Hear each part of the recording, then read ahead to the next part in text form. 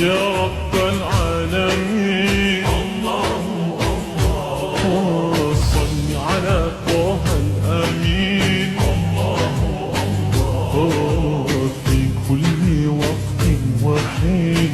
الله املأ قلبي باليقين. الله الله ثبتني على هذا الدين. الله الله واغفر لي والمسلمين.